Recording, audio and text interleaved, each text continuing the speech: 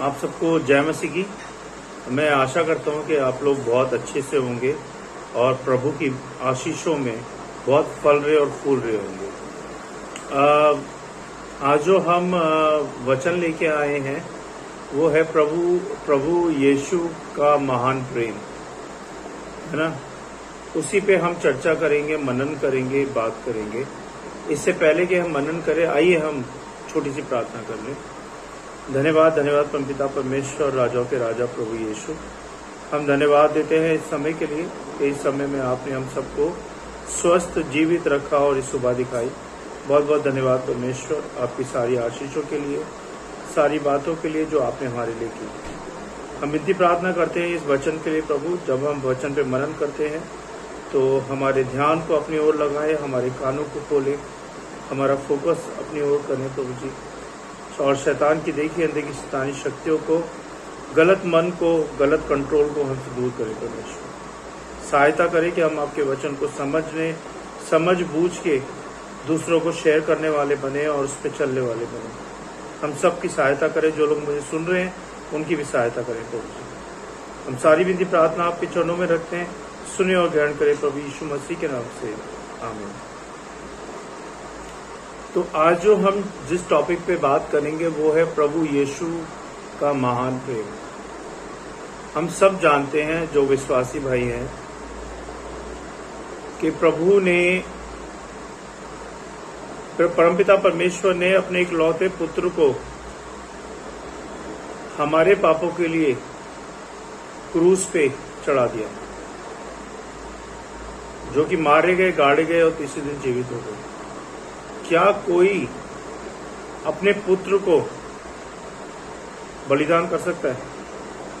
मैं, आप, कोई भी नहीं, क्योंकि वो परमेश्वर है। परमेश्वर ने जगत से ऐसा प्रेम किया कि उन्होंने अपना इकलौता पुत्र दे दिया, जिससे कि हम सबका नाश ना हो बल्कि हमें आनंद जीवन मिले। हम पापियों का नाश ना हो बल्कि हमें आनंद जीवन मिले। और ये प्रभु का प्रेम है, प्रभु की कृपा है कि आज हम जिंदा हैं। जिस क्रूस पे मुझे या आपको चढ़ना चाहिए था, जो मार मुझे या आपको खानी चाहिए थी, जो दुख मुझे और आपको सहना चाहिए था, जो बेइज्जती मुझे और आपको सहनी चाहिए थी, है ना, जो ताड़ना मुझे और आपको सहनी चाहिए थी, वो प्रभु यीशु मसीह ने अपने ऊपर ले ली। किस लिए ली? क्योंकि वो आपसे प्रेम करते हैं, मुझसे प्रेम करते हैं। कितना महान प्रेम है ये प्रभु का, उसी पे हम बात करेंगे। यीशु मसीह की तरह महान प्रेम किसी ने नहीं किया और ना ही कोई कर सकता है, ना इस जीवन में, ना पास्ट में और ना ही फ्यूचर में। क्योंकि लूका 23 अध्याय 34 अध्याय में उसने कहा है, मृत्यु की आखिरी घड़ी में भी अपने दुश्मन को क्षमा कर दिया। क्या आप कर सकते हो? मैं कर सकता हूं। हमें कोई अगर एक थप्पड़ मार दे तो हम उसके 10 थप्पड़ मारते हैं। क्या हम उसे क्षमा कर सकते हैं? अगर कोई हमें थप्पड़ मार दे या कोई गाली दे दे या कोई हमें गलत बोल दे, हम उसे क्षमा करते हैं? नहीं करते। संसारिक जीवन में हम क्षमा नहीं करते। लेकिन प्रभु ने किया। जब प्रभु क्रूस पे थे तो प्रभु ने शब्द बोले थे अपने कि पिता, ये नहीं जानते कि क्या कर रहे हैं, इनको क्षमा कर। और जबकि प्रभु के हाथ में कीले गाड़ी गई हुई हैं, पैरों में कीले गाड़ी गई थी, प्रभु लहू लुहान है, लेकिन प्रभु क्या कहते हैं? इनको क्षमा कर, ये नहीं जानते कि ये क्या कर रहे हैं। कितना महान और कितना पवित्र प्रेम है प्रभु का। इससे यह शिक्षा मिलती है कि लोगों को अपने अपराधियों को क्षमा करना चाहिए। जैसे प्रभु ने अपने अपराधियों को क्षमा किया, ऐसे ही हमें भी अपने अपराधियों को क्षमा करनी चाहिए। जब हम दूसरों को क्षमा करेंगे तो हमें भी प्रभु से क्षमा मिलेगी हमारे अपराधों के लिए। क्या हम दूसरों को क्षमा करते हैं? क्या आपने अपने भाई को क्षमा किया है? क्या आपने अपने नेबर को क्षमा किया है? क्या आपने अपने दोस्तों को क्षमा किया है? अगर नहीं किया है तो करें। प्रभु चाहते हैं, प्रभु कहते हैं जैसा मैं हूं वैसा तुम बनो। जो तुम मुझसे एक्सपेक्ट करते हो वही मैं तुमसे एक्सपेक्ट करता हूं। जब तुम दूसरों को क्षमा करोगे तो मैं भी तुम्हें तुम्हारे अपराधों को क्षमा करूंगा।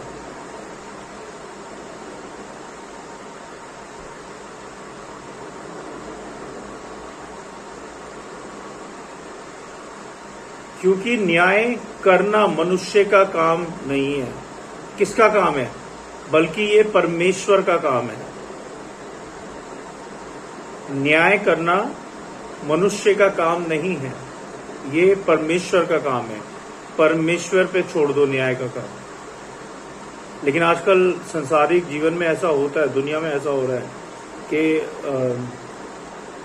खुद ही न्याय कर देते हैं।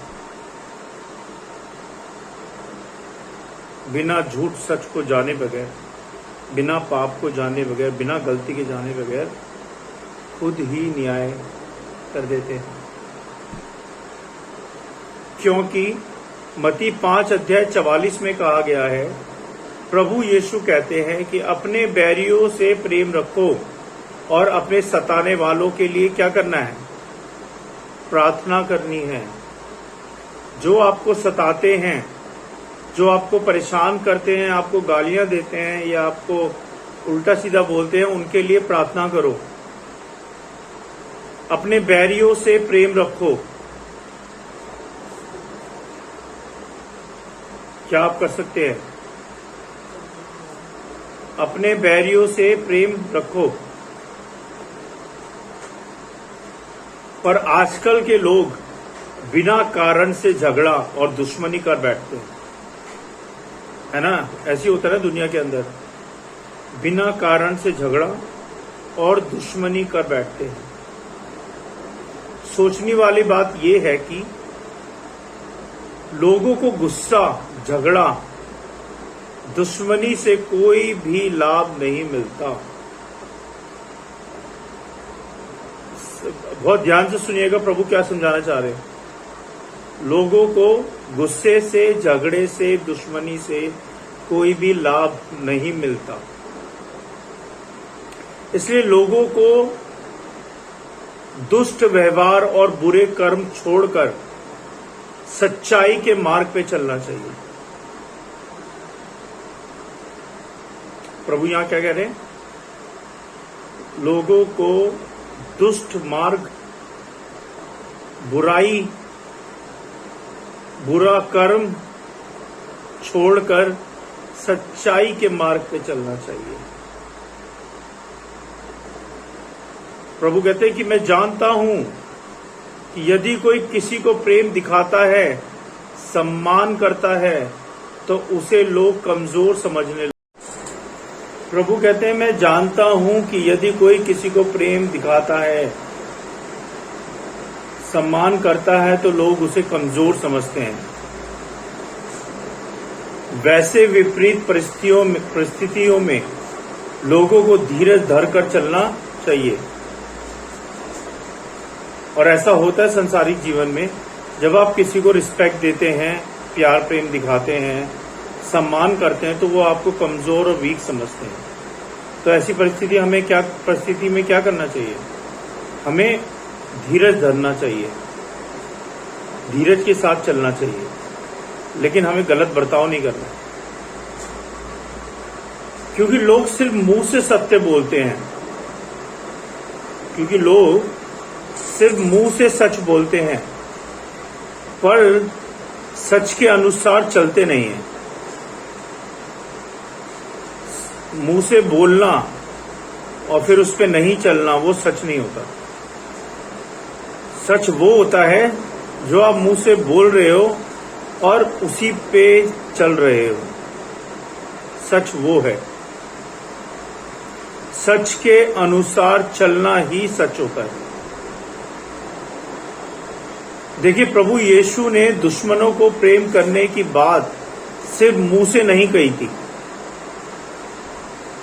उन्होंने एग्जाम्पल आपको दिखाया है, एग्जाम्पल सेट किया है, बल्कि मृत्यु की अंतिम घड़ी में सूली पर चढ़कर भी दुश्मनों को क्षमा करके प्रभु ने अपना प्रेम दिखाया है और हम लोगों को सिखाया है। तो प्रभु ने बोला नहीं है, प्रभु ने करके दिखाया है। तो हमें क्या करना है? हमें भी सिर्फ बोलना नहीं है, सच पे चलना है, सच के अनुसार करना है, तब वो सच माना जाएगा, नहीं तो वो बेकार है।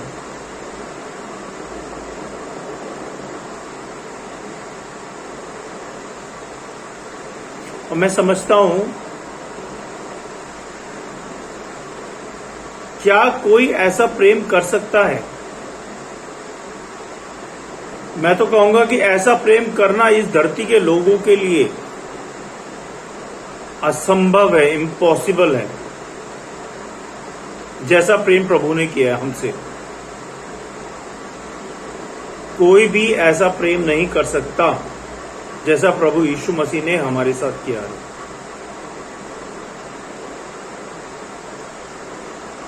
तो इससे क्या शिक्षा मिलती है हमें? जो मैंने आपसे बात की प्रभु के प्रेम के बारे में,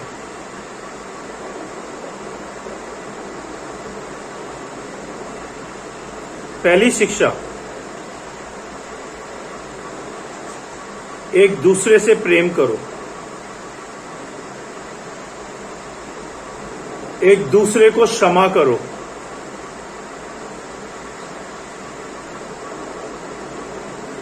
न्याय करने का काम परमेश्वर का है, आपका नहीं है।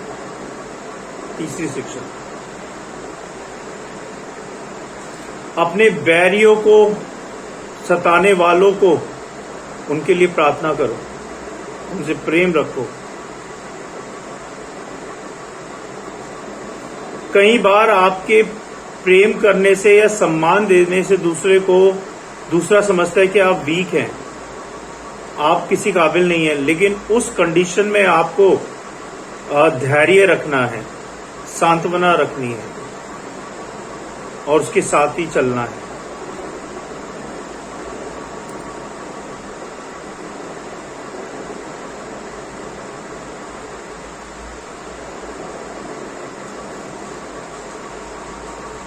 दुष्ट व्यवहार और बुरे कर्म को छोड़कर हमें सच्चाई के मार्ग पे चलना है।